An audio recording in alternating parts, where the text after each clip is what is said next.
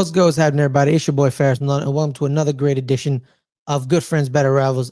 I am your host, but today I'm not alone. I'm never alone. I'm with my main man, Caleb. Caleb, how are you, brother? I'm doing good. I mean, football's back. We saw a game, Football back. most of the game, If you want to not call the it whole that, game. if you want to call it that, yes, football is definitely back. Last night was the Hall of Fame game. We'll give our news and notes around it. Pretty much, the game was really a half a game, It was three three-fourths of a quarters. game. It was three No, yeah, quarters. 3 1/4. 3 1/4 of a game. It started raining and thundering in the third quarter, halfway through the third quarter.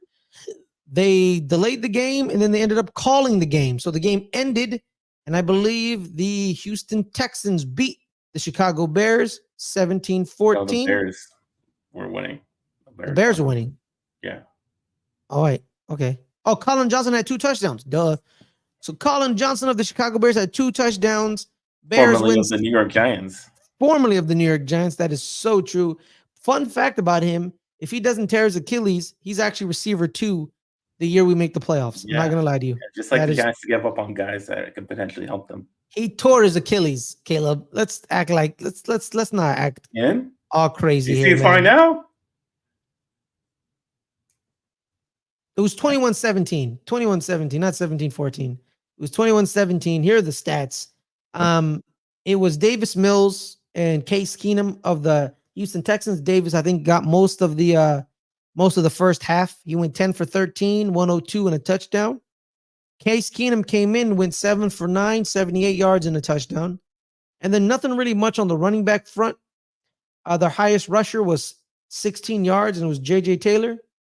But yeah, man, their receivers got a couple of touchdowns by Cam Akers and Tegan Quinintero, but Xavier Hutchinson was their leading receiver.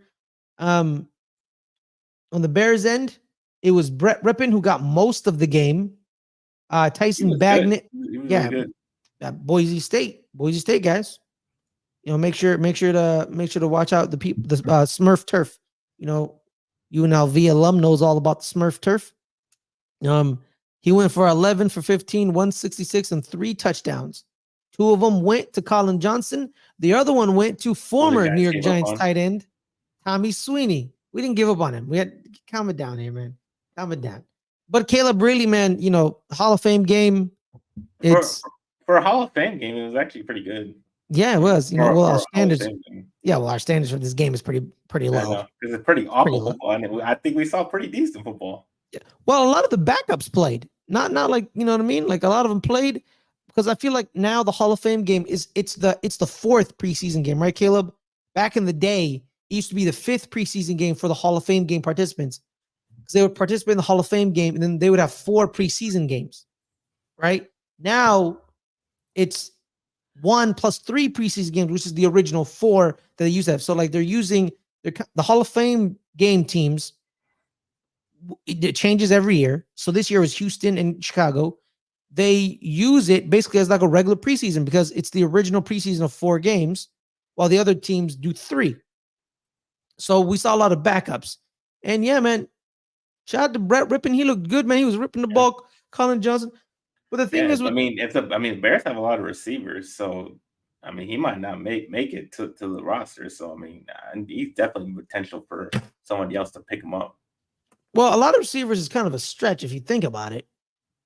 Do they have a lot of receivers, or do they have a solid 2 receivers? At least they have their set starting 3 receivers already set. He's not breaking that lineup. Yeah, you know they do have a lot of receivers. Yeah. Yeah, they have DJ Keenan Allen and Rome Odunze. He's not beating any of them. Definitely not beating any of them. And then their backups are Tyler Scott, Velus Jones Jr., and DeAndre Carter. Tyler Scott really didn't do anything last year. You know, could that be game plan or whatever? Tyler Scott was a burner coming out of Cincinnati. So like there's that. Velus Jones Jr., he's kind of their kick returner, kind of their punt kick returner. And then DeAndre Carter played in I was about to say San Diego. He played in LA with the Chargers. So that's good for them. But yeah, Colin Johnson is receiver 1, 2, 3. That's the starters.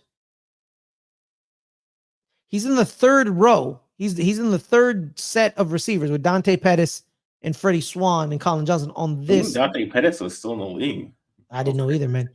Simba Webster. Fun fact about Simba Webster. Simba Webster, he's actually from Deer Valley, which is in the Bay Area. So shout out to Simba Webster.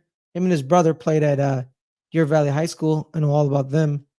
But yeah, man. And then he may not make it because they don't need his archetype in a sense, right? Yeah. He's a big receiver, solid guy who can point the ball. But guess what? Roma Dunze, same type of receiver. Some people say he's better. And they have Keenan Allen, who's their slot route runner. Then you have, DJ Moore, who's the all-around receiver, just good at everything. Then Velus Jones is making this roster because of the kick, being the kick returner, punt returner. But then also DeAndre Carter could also have that job as well. And then Tyler Scott, I don't know what the hell what their plans for Tyler Scott is. He's a burner, man. He ran, I think, a 4.3 at the combine his year coming out of Cincinnati. So there's that. So I don't think Colin Johnson is long for the Chicago Bears. But then also the tight end, Cole Kmet is theirs, and Jared Everett. So they're gonna get a lot of targets. Or Mercedes Lewis. I can't believe Mercedes Lewis is still in the NFL. Speaking of someone who's still here. So shout out to them. But yeah, we didn't see Caleb Williams. We didn't see Rome. We didn't see, CJ Stroud or, Tank Dell. Of course, we didn't see him. He broke his leg last year. So he's probably still not, fully healthy. So there's that. But overall, Caleb, for a Hall of Fame game, it was good. It was good. The weather kind of took it out, but overall, it was good. Any other thoughts on this game? Bears got they got a lot of running backs too. I mean, they got Cleveland Harbor as their backup. He was looking pretty good. So they got some pretty good depth over there. Yeah, DeAndre Swift, Khalil Herbert, Rashawn Johnson. I just still didn't know he was still a thing. He didn't really look good last year at all, but it's whatever. Their offensive line is looking better than it's been in the past couple years. Darnell Wright, Braxton Jones, Tevin Jenkins. They moved Tevin Jenkins inside. He was actually a tackle coming out of Oklahoma State.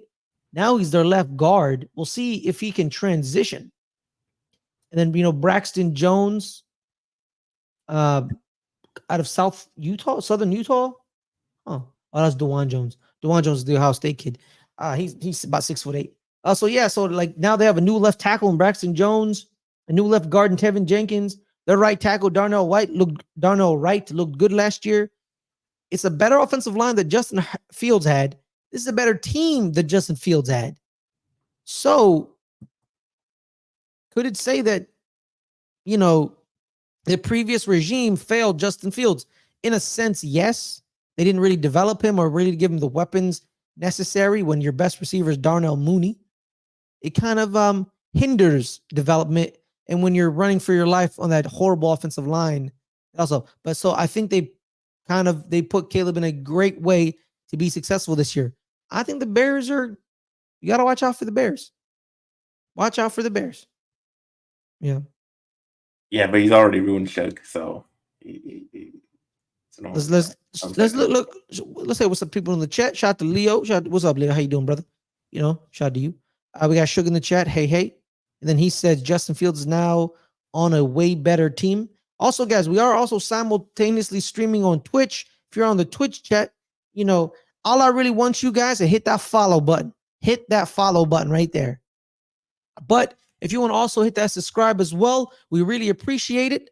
Thank you so much. I believe on the desktop it's $4.99, and I believe on the phone is, I think, $5.99, depending on which one you're using. I'll do the desktop version, but also too, so make sure about that. So hit that follow. Definitely hit that follow. If you want to hit that subscribe, hit that subscribe. Thank you so much for your support. But pretty much, Caleb, what can we take out of this Hall of Fame game, man? Can we really take much out of it? No? All right, that's pretty much it. But, let's transition over to the teams we actually care about, the New York Giants and the Dallas Cowboys. Before we do that, Caleb, I want everybody to hit that like button. I want everybody to hit that subscribe button, guys. make sure we're at 155. We're at 155 subscribers. We're trying to get to 200. What's up? What we didn't talk about is the kickoff rule. Oh, the kickoff rule. Yes, we saw the kickoff rule. It's the rule that was used in the XFL. We liked it in the XFL, correct? Yeah, it was in the XFL. Yeah, but did we enjoy it? I don't remember if me and you said we liked it. I mean, I don't know. It didn't look good. It didn't look good in this. It didn't look good in this game. Well, that's because nobody's going to show anything in the preseason of what they actually are going to do. They're basically just returning it straight up with no actual strategy to it. So that's basically what you're going to see throughout the preseason. But yeah, it didn't look good. Just with if that's what they want, a play, it's just going to be kind of people just standing there until the guy gets the ball and then they move, which looks really weird. So yeah, I mean that's what they wanted. They could just do what the UFL did this year, just move it back so they can return it. Like I don't know why that's that hard. Yeah. So here are the details. So the ball is going to be kicked from the 35-yard line, same as the current rule. Safety kicks would be from the 20-yard line, same as the new rule, like they bring the ball down to the 20. But here are the alignments. This is the alignments that's changed it. Kicker can't cross the 50-yard line until the ball touches the ground or the player in the landing zone or end zone. So the kicker has to stay back. The 10 kicking team members, the kicking team, they can't move until the ball hits the ground or the player in the landing zone or the end zone.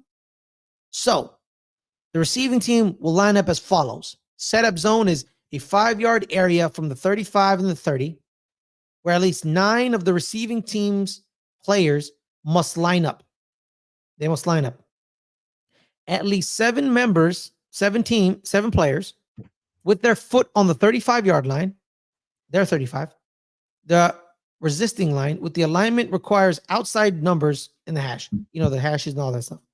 Players not in the restraining line must line up in setup zones outside the hashes. So in the zones, it has to be 7 people from the hashes. 7 people. And outside, then everyone else can line up outside the hashes.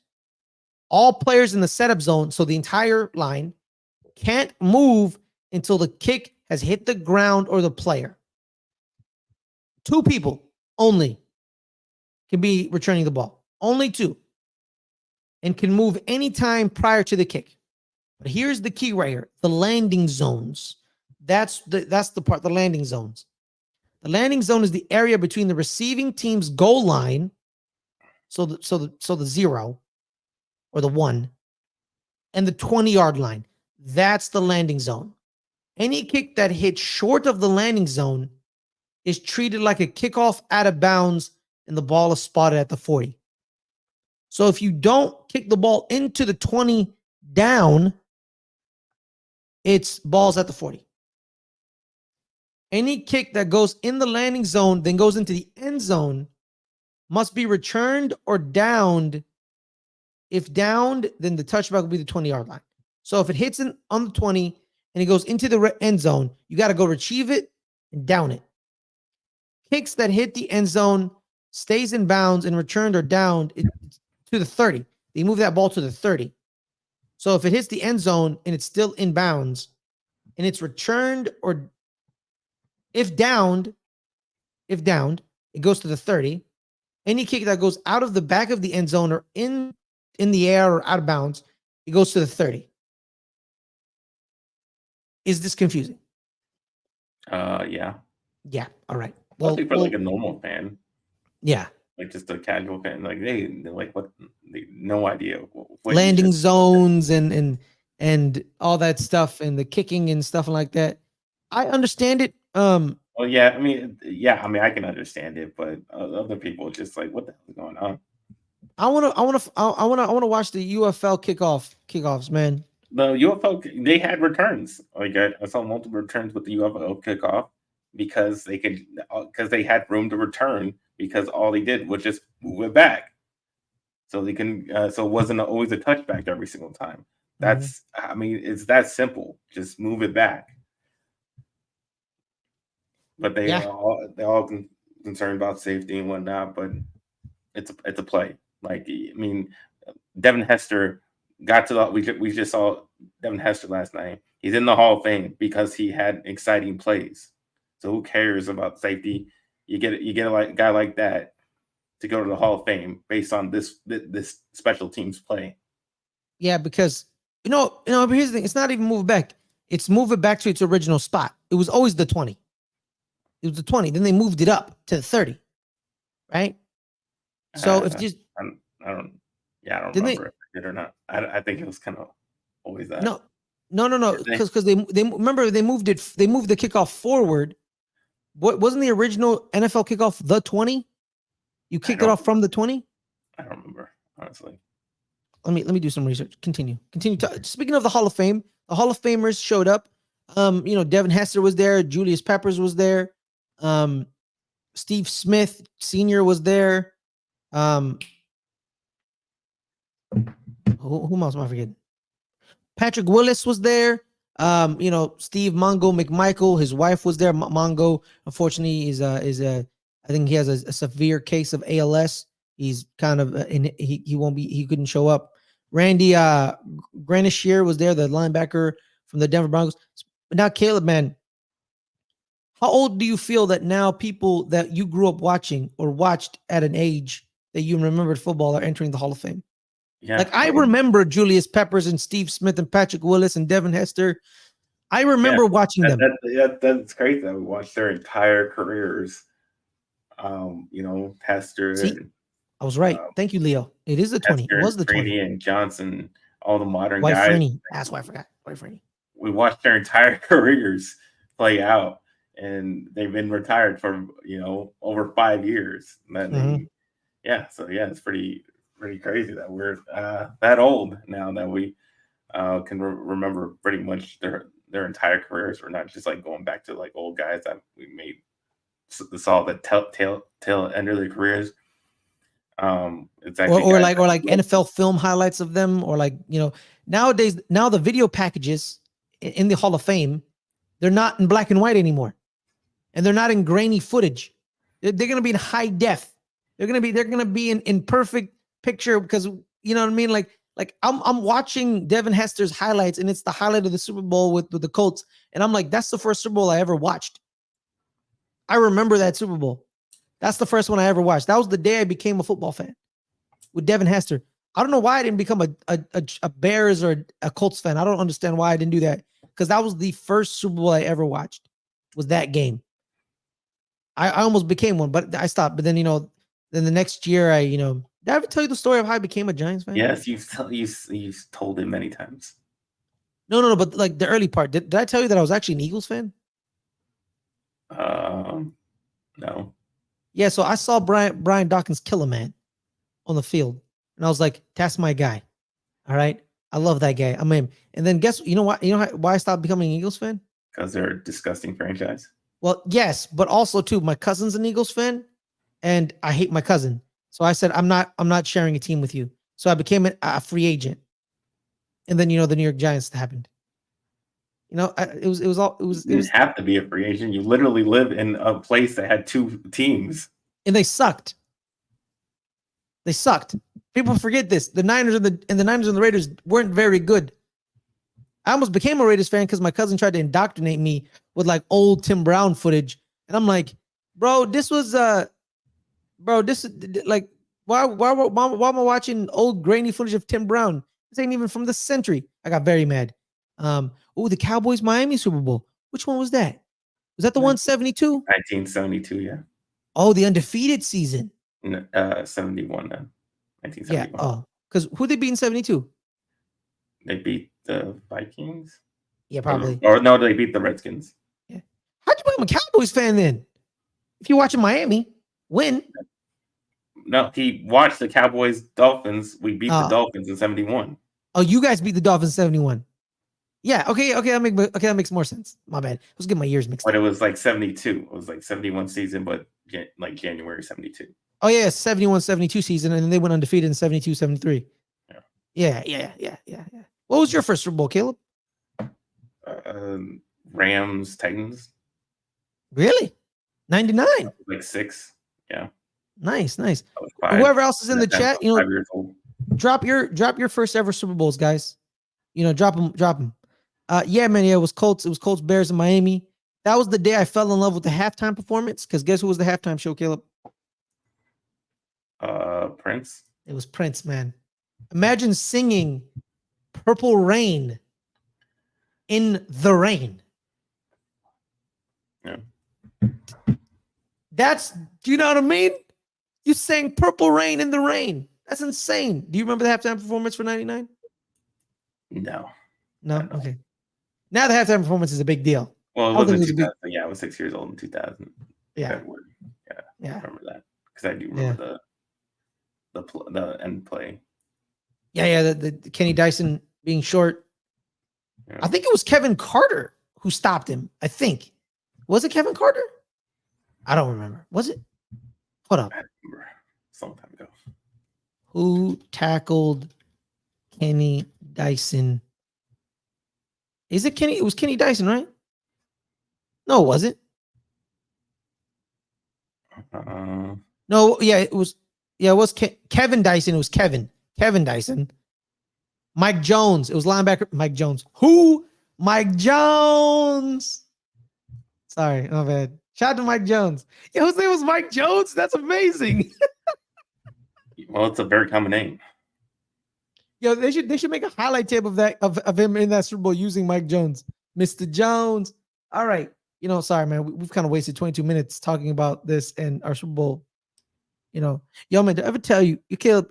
I met an Arab family, right? No. Okay, all right, let me tell you. I had no idea. No, let me tell you the story.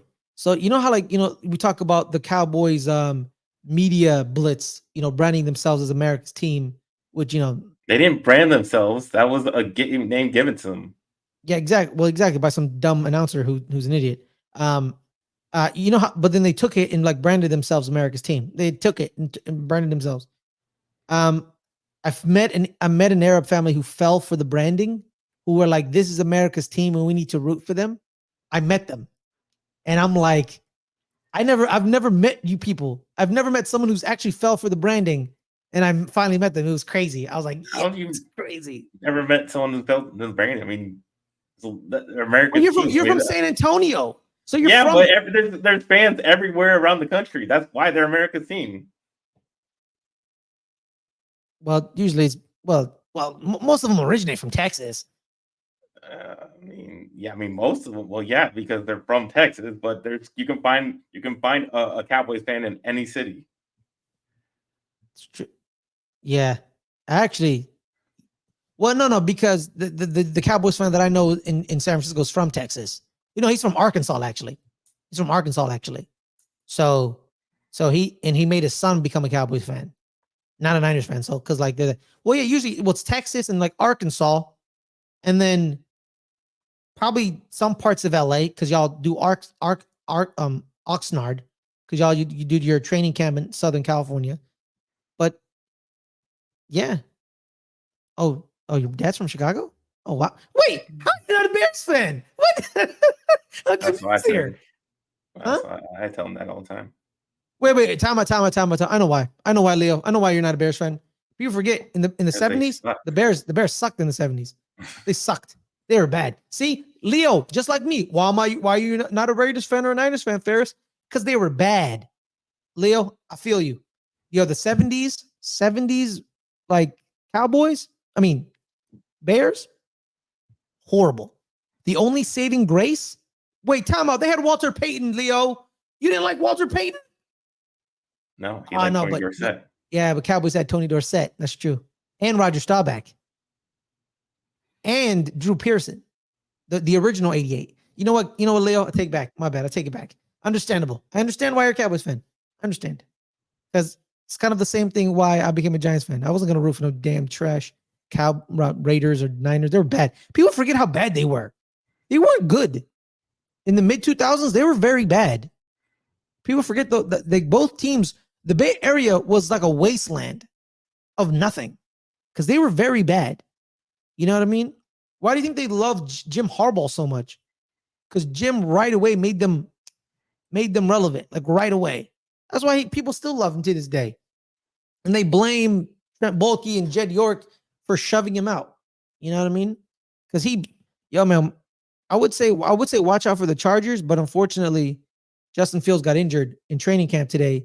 I believe he has plantar fasciitis in his foot, so he'll be out for big news coming. Big NFL news. One of Justin Herbert's injured. What were your thoughts when you heard about that, Caleb? Yeah, I mean that he's out. We don't even know how long he's out for. Yeah, they said weeks. They said weeks. Yeah, We don't know how long. So that could be anything. I don't know. That he can miss the first game. So that's gonna be bad for them. Especially when they rely on him so much. But he's not the only one. Geno Smith also has an injury that has him out for multiple weeks as well. So they're gonna roll with Sam Howell. At least what rumors that he hasn't been looking good in camp. Yeah. Yo, is your dad on a delay? Because I'm pretty sure I agreed with. I think he is. Doesn't matter. Probably. But it's fine. It's fine. But now, Caleb, let's kind of move on to our the teams we actually care about. New York Giants. 30 minutes into the show. 30 minutes into the show. Talk about the boys in blue. Coming out of Dallas Cowboys training camp. I saw a video of Ezekiel Elliott doing that drill where you run through the thing and it hits you, and he came out gingerly. Is he hurt? What's going on? What are the big? I know a lot of people have been making assumptions about what happened there. They said, "Oh, look how old he is. He can't run no more. He's all tired already from one drill." He got hit in the nuts. That's why he was bent over. Okay. Yeah. One of the sticks whacked him. One of the hit him in the nuts. Ooh. Yeah. And people audibly could hear him because he yelled really loudly after when he was bent over. Oh, okay, you know what? Damn. Ow. Yeah, now I'm hurt. Ooh. Yeah. Well, moving on. What are the big news and notes coming out of training camp? Well, I'm seeing, the biggest story is that Sam Williams is out for the season. He tore his ACL. I think he even tore his MCL too. So yeah, it totally shredded his knee. And that sucks. That's a big piece for our defense. I mean, he's a really good pass rusher. He hasn't played. He doesn't get like a whole ton of snaps, but he makes the most of his snaps. He does get pressure when he does go in there and he gets sacks. And he was going to get an increased role this year. So we were relying on him heavy. But now, we're not going to have that. So that's going to mean that Marshawn Nealon, who we took in the second round, who I questioned that pick on our draft show, But now you need him. Yeah, now guess what? We need him now. Yeah. Because it was our depth is a little scarce there now with Sam Williams not going to play for the whole year.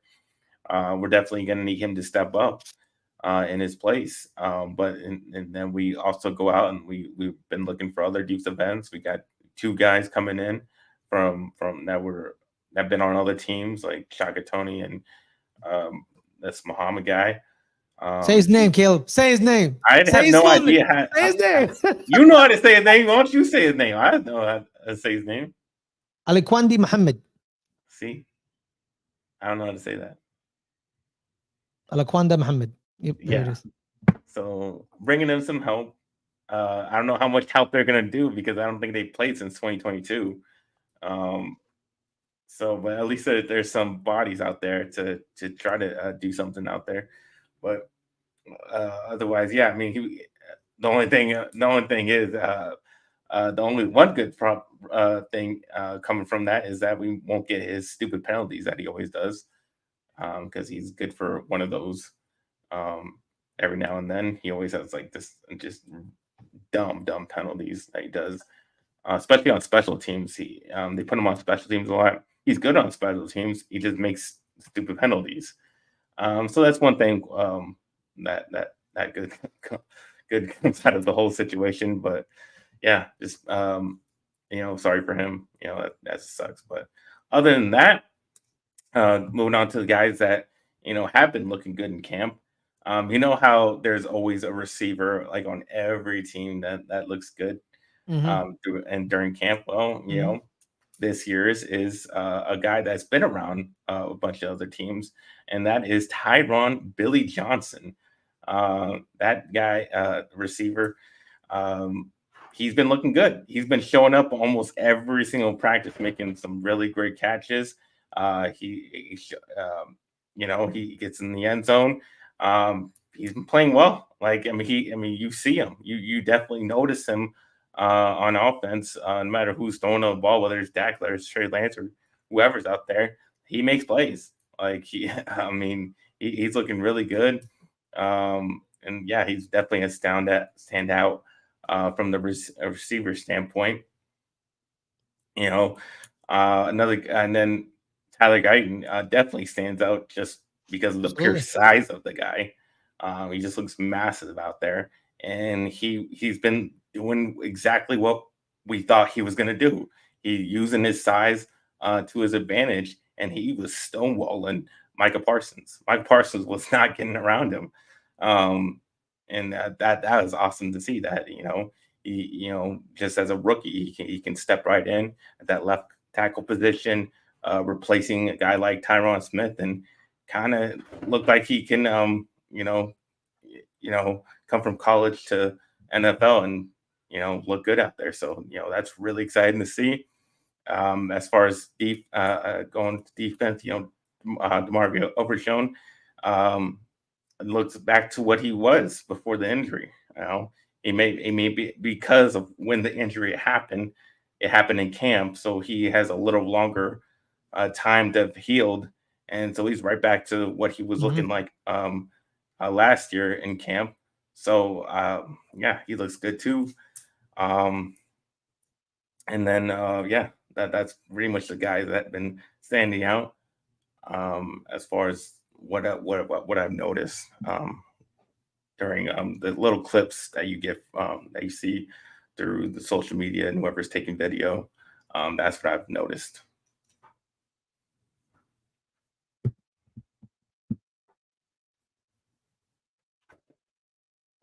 Al Quadin, that's his name. My bad. I want to make sure I get the name right. Well, see, you even said it wrong then. Well, I fixed it. Well, telling me you say his name, can't even say yourself. Al Quadin Muhammad. There it is. Shout out to my guy. But yeah, there's also other news. Training camp was today. Deuce Vaughn and Ryan Flournoy didn't participate. Yeah, Ryan had a knee issue. Tyler Guyton is sick today. He didn't participate.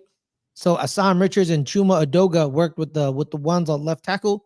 Linebacker Eric Kendricks, the guy who spurned the Niners because Mike Zimmer was like, "What's up, big dog? Come down to Dallas." He has lower back pain.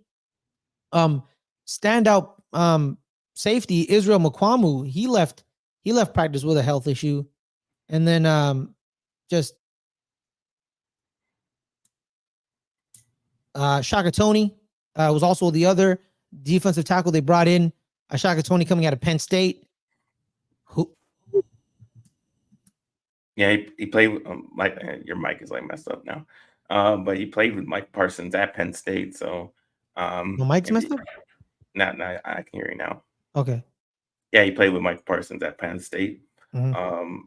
So maybe they've reconnected. Chemistry there.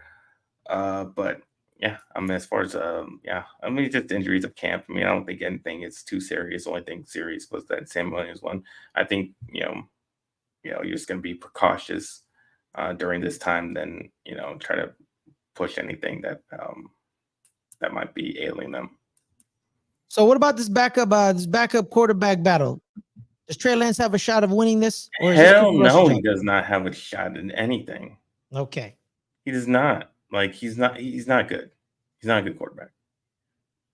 He can prove me wrong in the preseason, but as far as I can tell, he's not a good quarterback.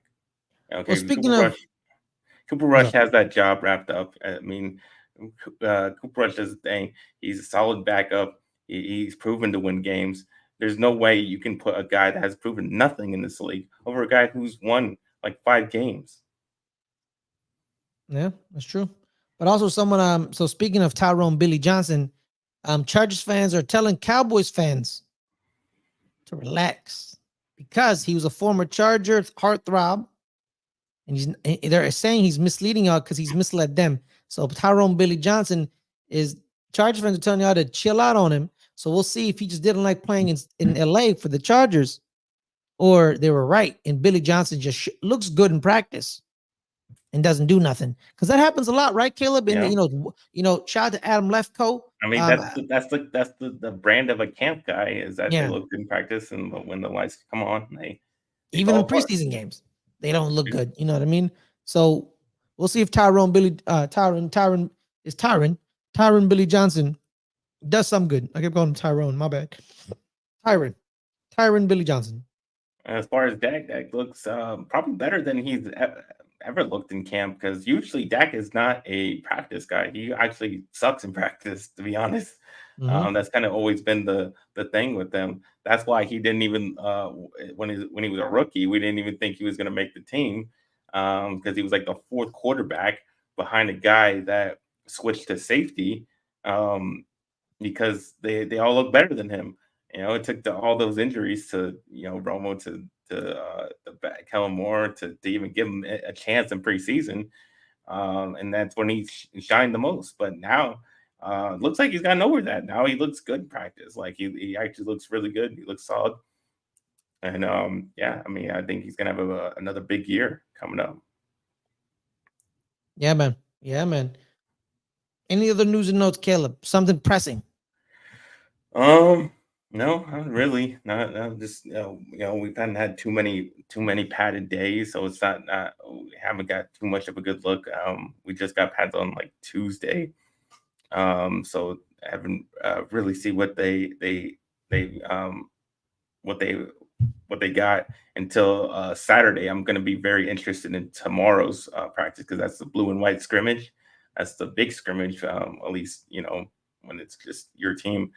That's broadcasted online, that they do every year. So I'm very excited to watch that tomorrow. And I think I'll be able to tell who's standing out and who's not. All right, perfect. Now moving on to the other boys in blue, we had another great day of practice. Shout out to Dan Duggan. They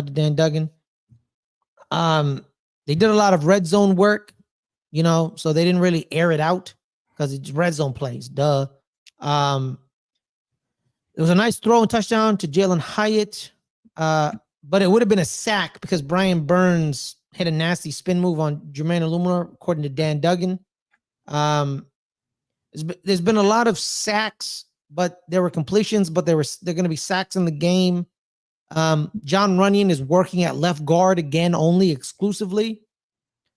Joshua Azudu and Jake Kubis also got left guard work, but then the problem is Azudu got hurt, and there's been a lot of injuries this past couple of days, right? Azudu, Brian Burns had his ankle rolled, so we got scared a little. Jermaine Illuminor got hurt. John Michael Schmitz is hurt.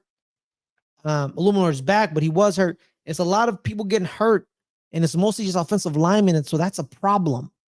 Offensive line is something that is a massive question mark coming into the season. So it's just people getting hurt left and right. It's not very good. Tyrone Trosi Jr. had a fumble. Tyler Nubin had some second team reps, so he's there because he has to beat out Dane Belton. This is Dane Belton's job, so you have to beat him out. It was long. It was physical. Injuries. We have Isaiah McKenzie, hip and back. Bryce Ford Wheaton, probably the knee. Jack Stoll, his knee. Azudu, we don't know. DJ Davis, we don't know. A lot of injuries that way. Malik Neighbors is just tearing it up in practice. I talked to Rodney and Jose a couple of days ago, and they were talking about how, I was talking to my homies Monte Cristo and Sal, the Queens guy. He's not the content creator. Last night when they were, I was talking about how he's been cooking our DBs, but Roma Dunze and Marvin Harrison Jr. haven't been that dominating out of their training camps, is what they told me. So, and then I said, is it because our DBs aren't that good, or Malik Neighbors is just that good? So Probably both. Probably both. So because with Roma Dunze, he's going up one-on-one against Jalen Johnson. He's one of the best corners in the league. Very underrated. No one really talks about him, but he's damn good. Marvin Harrison Jr., though, I don't know who the corners for Arizona are. I want to double check this. So if if you don't know them, they're probably not that great. I want to give him respect. I want to give him some respect. Let's give him some respect. You not knowing them, you knew like the third corner on some other random ass team. If you don't know who the hell they are, they're probably not great. Well, I thought they moved Byron Murphy Jr. He left. So they replaced Byron Murphy Jr. with Sean Murphy Bunton, who was a cornerback in Tampa, and their rookie corner, Max Melton, out of Rutgers. And if you're telling me, so, Sal and Monte are telling me Marvin is not really he's not popping in training camp against those corners. We may have drafted a dog, So I'm getting kind of happy now. A lot of one-on-one action with him and Neighbors, him and Banks. Neighbors, man, this is gonna make Tay Banks better. Because if you're going against probably a future great, but he's a rookie. The problem is he's a rookie though. And he's a rookie, and I'm just like, are we projecting? You know what I mean? Because with even if you're not projecting, even if it was that good, what does it matter? You guys had Odell Beckham Jr. and how many games you win? We made the playoffs once. Once, exactly. You made the playoffs once. We won 11 games that year. The whole time that he was there. We won 11 games that year, but whatever. But we did see a lot of. But that's the point. So what if he's good? It doesn't mean anything. Yeah. The big problem is, cornerback 2. So it's been the problem. Who's going to be our cornerback 2? Drew Phillips out of Kentucky. He played a lot of zone at Kentucky with Mark Stoops. He didn't really fit his traits. Is he a man corner? What is he? So we're about to find out. Cordell Flott hasn't been looking very good. But it is what it is. But my biggest key is John Michael Schmitz is injured. This is his 5th straight practice where he misses with that shoulder injury. Same shoulder that got hurt, different injury. He got a new injury. You know what I mean? So that's what's kind of scary. You know what I mean? And it's getting real. Our lineman is getting real thin here, man. We're getting real thin. And I'm scared. Great pass on. It was a lot of red zone stuff. It's a lot of red zone stuff. So we didn't really see the offense. So it was a lot of tight balls. Shout out to Jalen Hyde. He had a great catch on the boundary, I believe, against Darnay Holmes. He was very good. But the biggest thing is we signed guard Greg Van Note. Is it Van Note or Van Noot? Let me see what. Van Rotten. Greg Van Rotten. No, you were way off. Yeah, I was way off. His deal is 1 year, $2,009,920,000 guaranteed. He can earn an additional $1 million by playing 50% of the snaps. The entire $3 million counts against the cap because of the $1 million considered likely to be earned since he played 98% of the snaps last year. So he has a per game roster bonus of 48,000, 450,000, and 26,000 per game active. He played guard in Vegas. He's playing center with us because of the injury to John Michael Schmitz. I want us to go out and sign an out-and-out center. Enough with this moving and shifting and trying to plug stuff in where things don't need to be plugged in. You made John Running do left guard exclusively. Jermaine Illuminor is playing right tackle exclusively at this moment. You have Andrew Thomas at left tackle. Now you need center and right guard. Greg Van Rotten should be our right guard. John Michael Schmitz is our center. But I want an out and out center. I don't want a guard playing center. I want a center playing center. Enough of this moving around stuff. That's my biggest problem with this team. But since they got here, they keep moving offensive linemen around. You know, Zudu was looking good in training camp before he got hurt. You know, we drafted those two mammoth offensive linemen out of UNC, him and Marcus McCathan, both 6'6". But the thing is, they're big, but are they good linemen? Azudu played left tackle exclusively because Andrew Thomas's injury. Then he played guard. And then Marcus McCathan tore his ACL the prior year that he didn't really play last year. So what are they going to do? You know what I mean? So we didn't really learn anything this much, you know, really. Drew Phillips had a great play on Malik Neighbors. He had a good pass breakup, but overall, we didn't really learn much, you know. We didn't really learn much. Daniel Jones is holding the ball on a little too long. What's new? That's not new. That's Daniel Jones. You know, Brian Burns got a sack, but they completed a touchdown. He had a nasty spin move, I believe, on Jermaine Luminor. Let me see. I'm gonna bring up the video. Boom. Like hits him with the spin. He kill him. And when I was talking to the homie Sal and Monty last night, we were looking over tape with Mason Graham, the defensive tackle out of Michigan. This defense, man, it's a corner and a defensive tackle away from being scary. Yeah, I mean, you have a good front seven, linebackers, pass rushers. I mean, you got it. It's just that secondary is not good. Both safeties in the corners, but the front seven looks really, really, really good.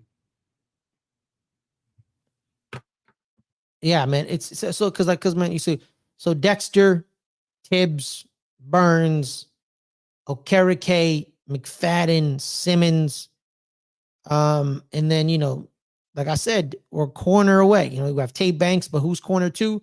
Safeties. I like Jason Pinnock, but the other safety is going to be the keys. It's going to be Tyler Newbin, or it's going to be Dane Belton. So like, but safety I can live with. It's whatever.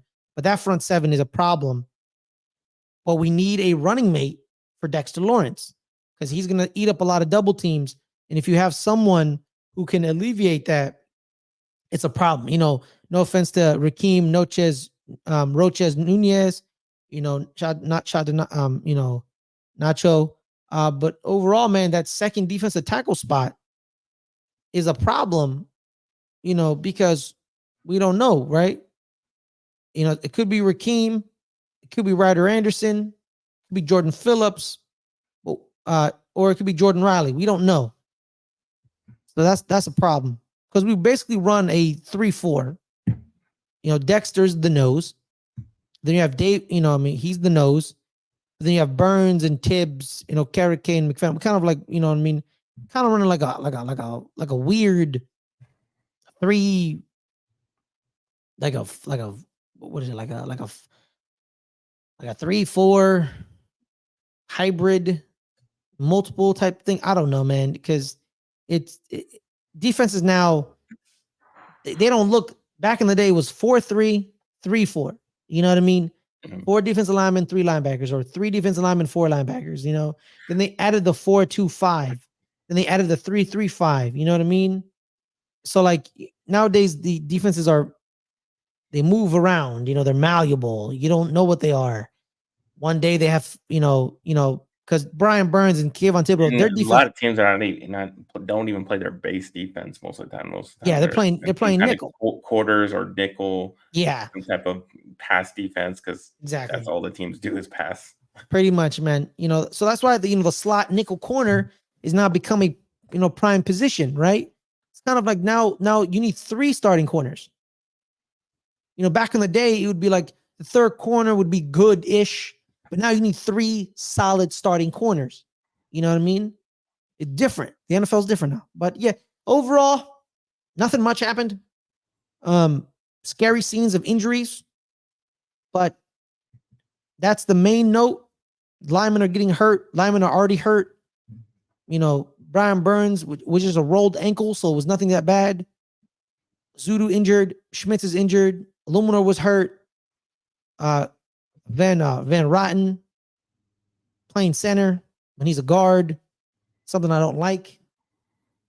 I can't wait till the first preseason game. I can't wait. So we can actually see some action.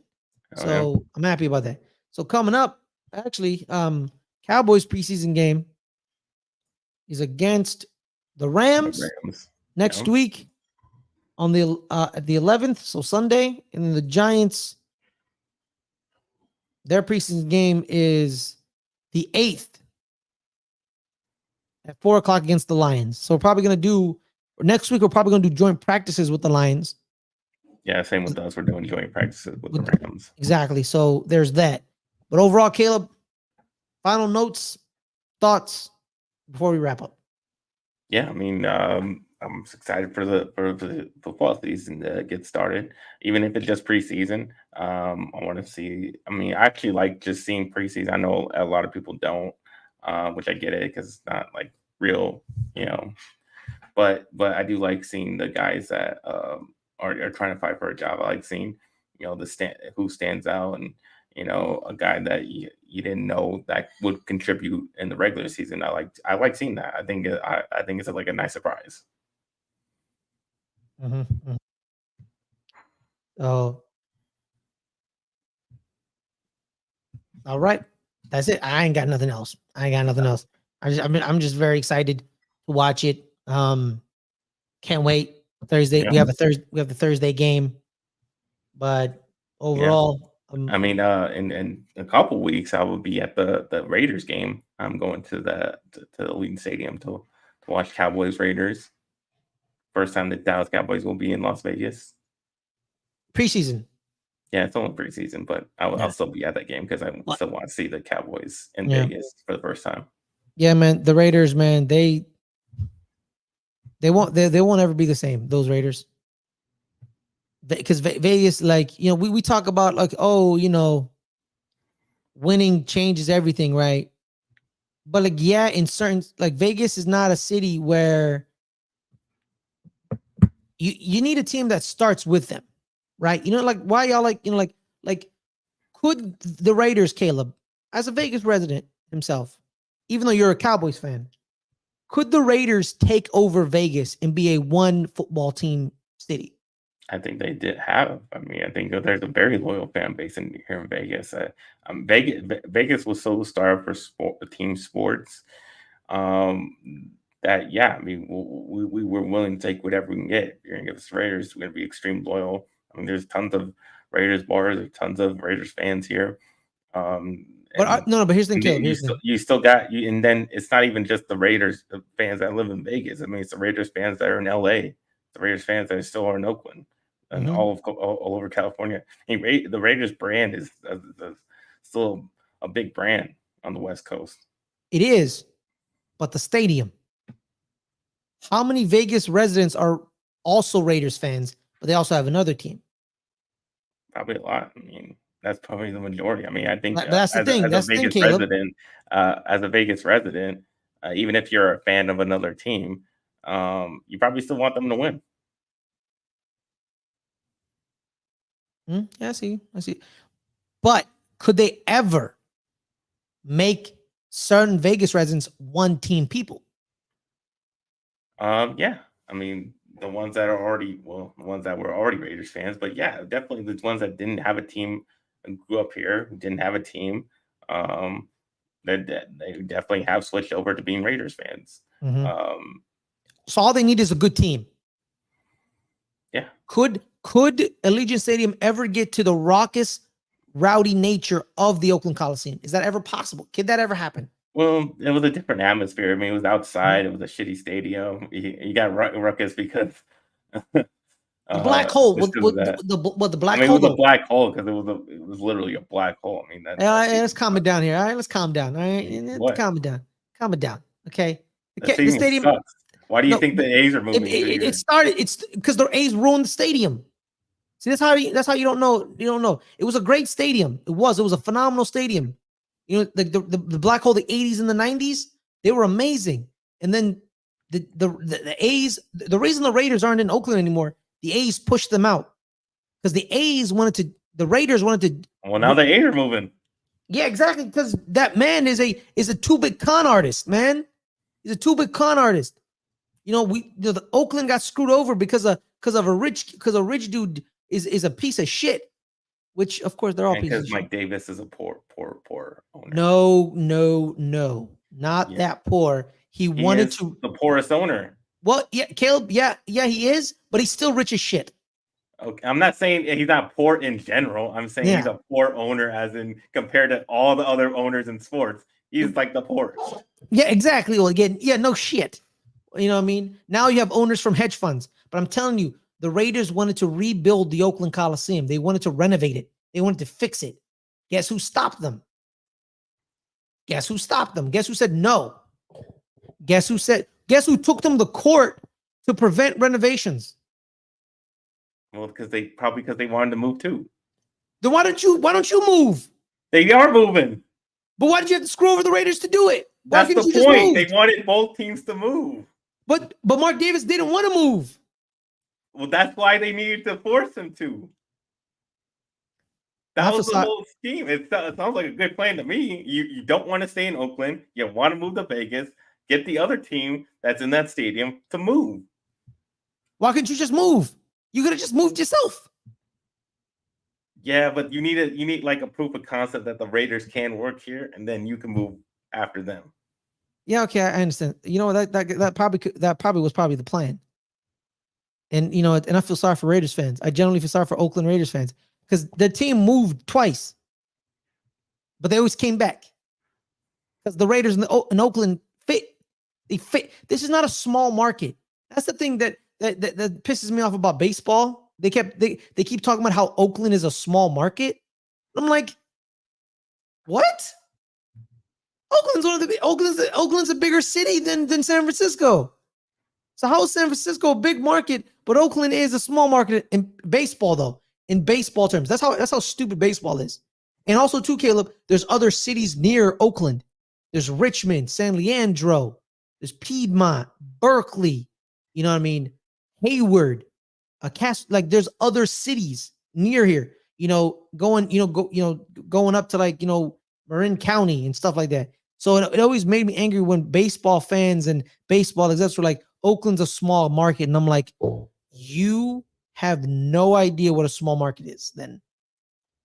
You have no idea what that is. I mean, the Warriors were the first ones to move. Well, they moved to San Francisco. Well, they still moved. Yeah. They actually moved back. They were in SF first. And then they moved to Oakland. But they stayed in Oakland longer, though. So that's Oakland's their home. You know what the original concept of the Golden State Warriors were, Caleb? What? They were going to play games in 3 separate cities. They were going to be called the Golden State Warriors. Why? Because the Golden State, like California. They were going to play home games in San Jose, Oakland, San Francisco, and San Diego.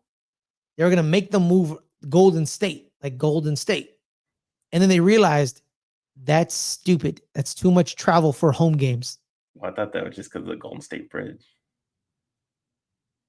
Golden Gate Bridge. It's the Golden Gate Bridge. Golden Gate Bridge, I mean.